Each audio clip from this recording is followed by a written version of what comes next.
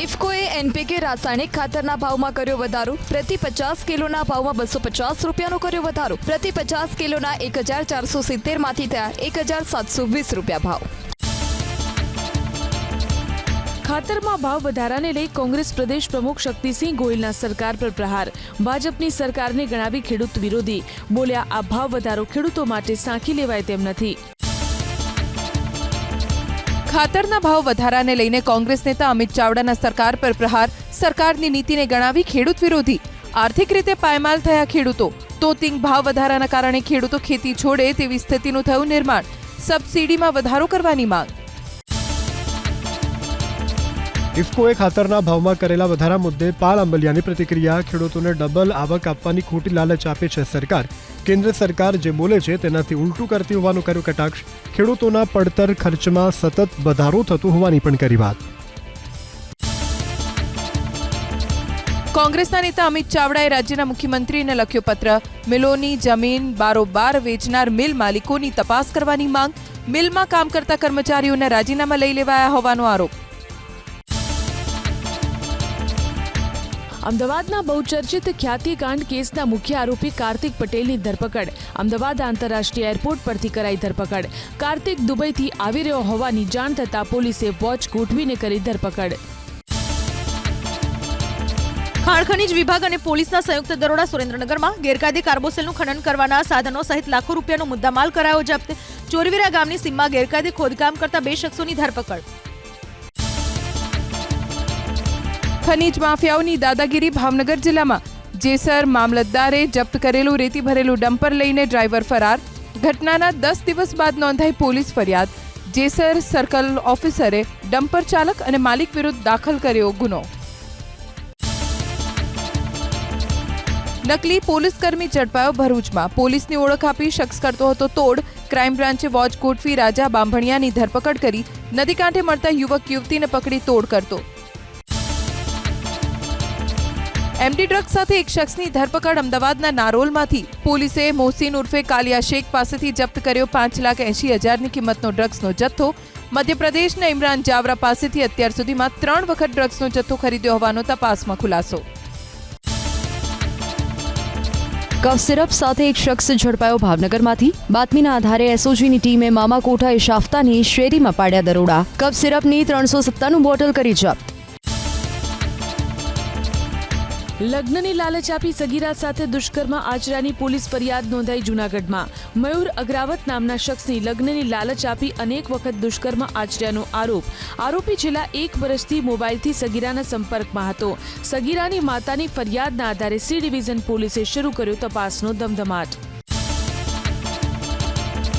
વડોદરાની ગોરવા હોસ્પિટલમાં નર્સ પર દુષ્કર્મના કેસમાં તપાસ તેજ. સીસીટીવી ખંખોળતા નક્કર પુરાવા ન લાગ્યા હાથ. હાલ નરાધમ છે પોલીસ પકડમાં. આરોપી અશરફ ચાવડા મૂળ કોડીનારનો રહેવાસી.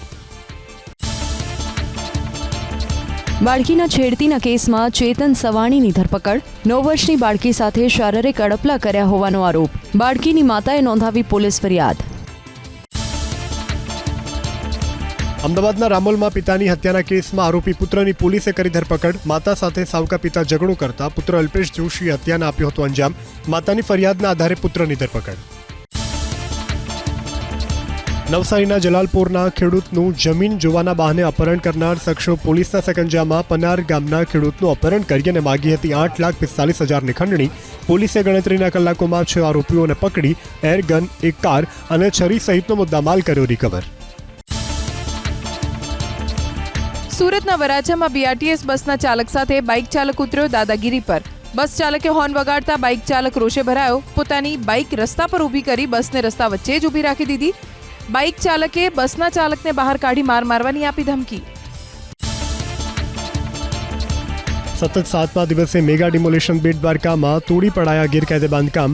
નંદઘર અને હનુમાન દાંડી રોડ ઉપર ઉભા કરાયેલા દબાણ હટાવાયા. અત્યાર સુધી 59 કરોડ 11 લાખની કિંમતની 1,14,000 ચોરસ મીટર જગ્યા કરાઈ ખુલ્લી.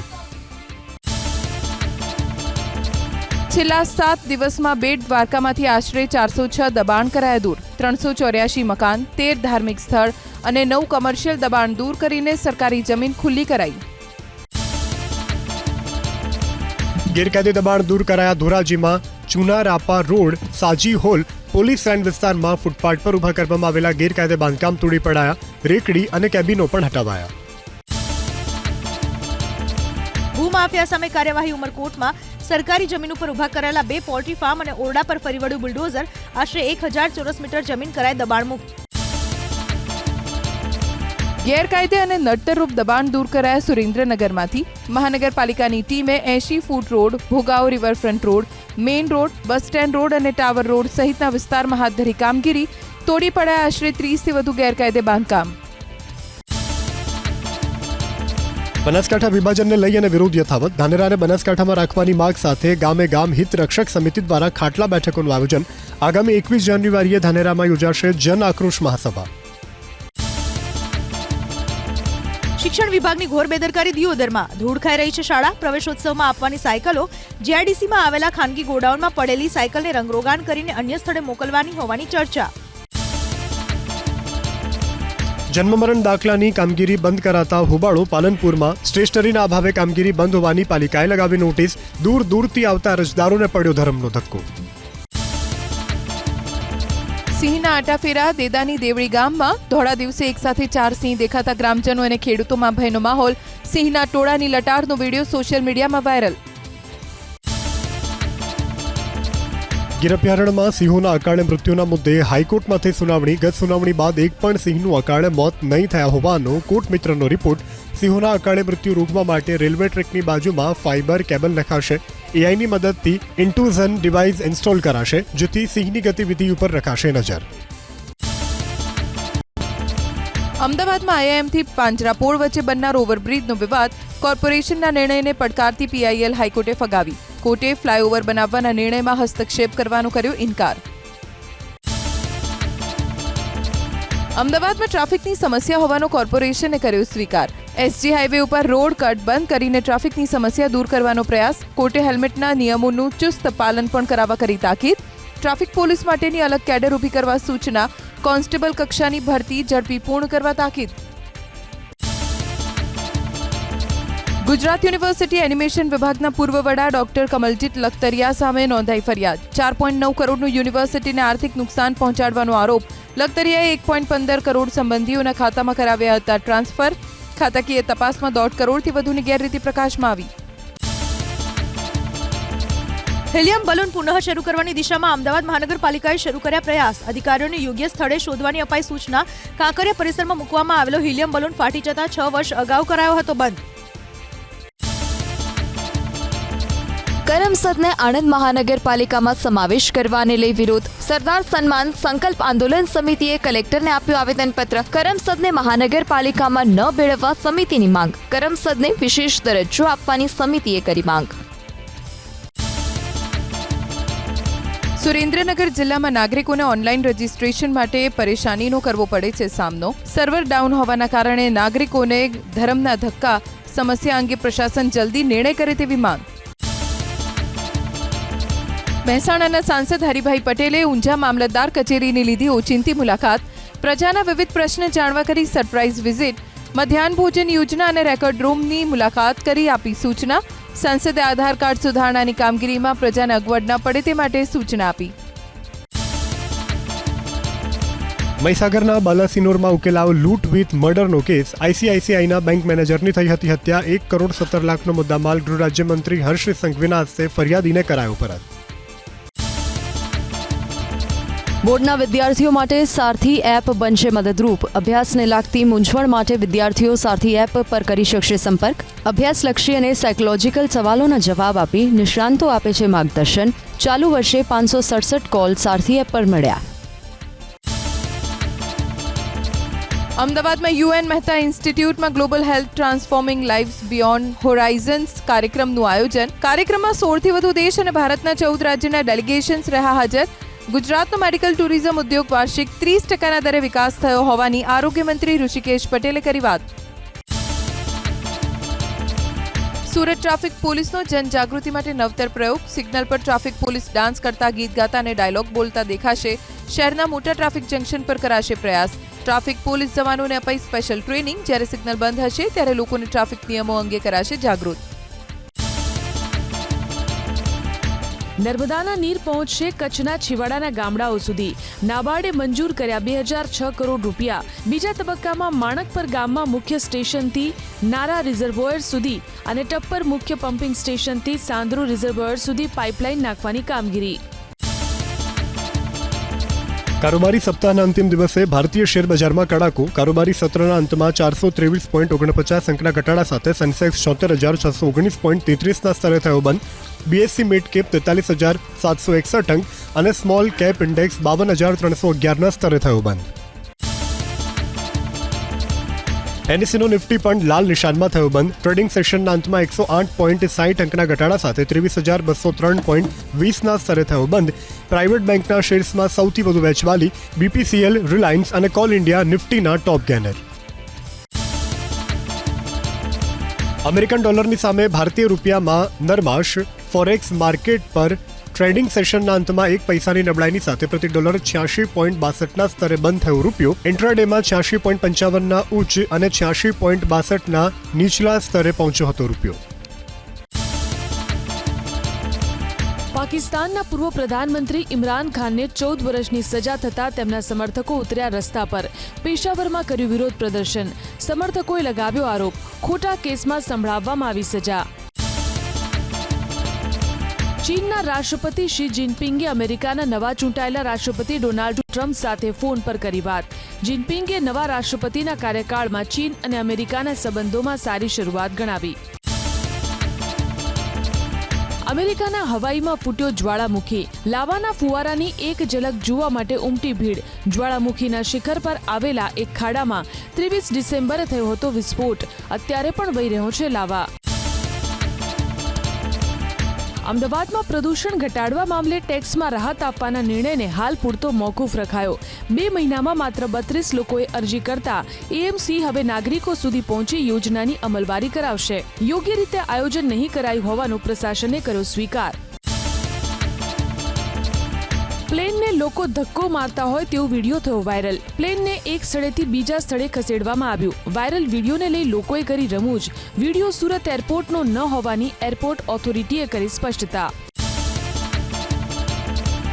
પૂર્વોત્તર રાજ્યોમાં રોકાણની તકોને લઈ રોડ શો યોજાયો અમદાવાદમાં. પૂર્વોત્તર રાજ્યોમાં વેપાર માટે આતુર સંભવિત રોકાણકારોએ દાખવ્યો રસ. શિક્ષણ મંત્રાલયના રાજ્યમંત્રી સુકાંત મજમુદાર તેમજ પૂર્વોત્તર રાજ્યોના અધિકારીઓ રહ્યા ઉપસ્થિત. રહેણાંક વિસ્તારમાંથી મહાકાય અજગર પકડાયો સોમનાથમાં. વેણેશ્વર સોસાયટીના રહેણાંક વિસ્તારમાં જોવા મળ્યો અજગર.